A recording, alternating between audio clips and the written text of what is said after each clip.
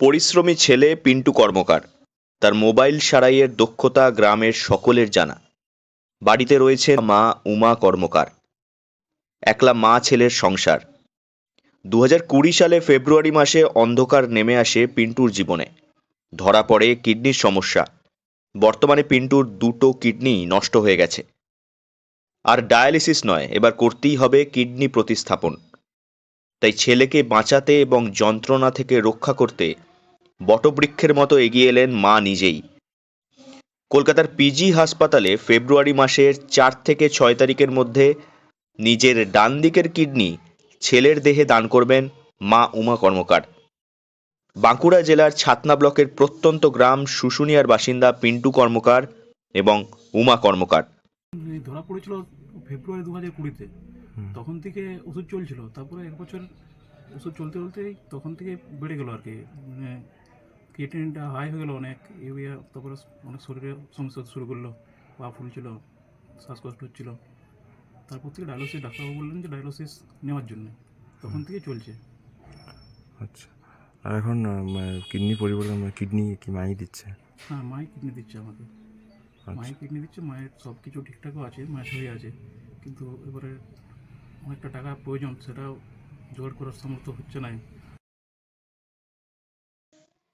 সংগ্রামে ভরা পিন্টু এবং তার মা উমা কর্মকারের জীবন। 2011 সালে পিন্টুর বাবা জন্ডিসে মারা যান। বাবা মারা যাওয়ার পর গ্রিল তৈরি করার কাজ করে সংসার চালান পিন্টু কর্মকার। তারপর 2018 সালে গ্রামেই ছোট্ট একটি মোবাইল সারানোর দোকান খোলেন তিনি।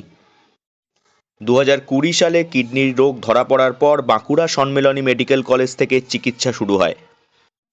বর্তমানে কলকাতার পিজি হাসপাতালে পিন্টু কর্মকারের কিডনি প্রতিস্থাপিত হবে।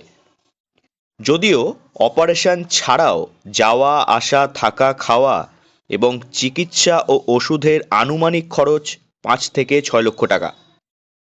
মা ছেলের সংসারে দারিদ্রতার ছাপ স্পষ্ট। এই অনবরত লড়াইয়ে যেন তারা মানসিক এবং আর্থিকভাবে কোনোভাবেই পেরে উঠছেন না। আপনাদের এখানে বলছি, অনুরোধ করে একটু সাহায্য করবেন যাতে ছেলেটাকে আমি করতে পারি। ছেলে কি করে? ছেলে মোবাইলের দোকান করে, এখন তো করতেও পারে না, ডায়ালিসিস নিতেও পারছে না। আর 2.5 বছর 3 বছর হয়ে গেল ডায়ালিসিস নিয়ে।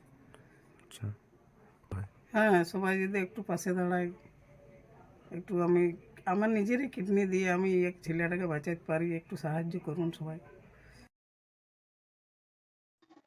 ছেলেকে বাঁচানোর এই লড়াইতে উমা কর্মকারের পাশে দাঁড়িয়েছেন গ্রামবাসী থেকে শুরু করে বন্ধুবান্ধবরা।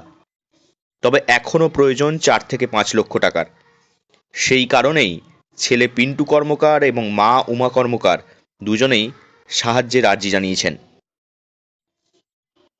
বাঁকুড়া থেকে নীলাঞ্জন ব্যানার্জির রিপোর্ট, লোকাল 18 বাংলা।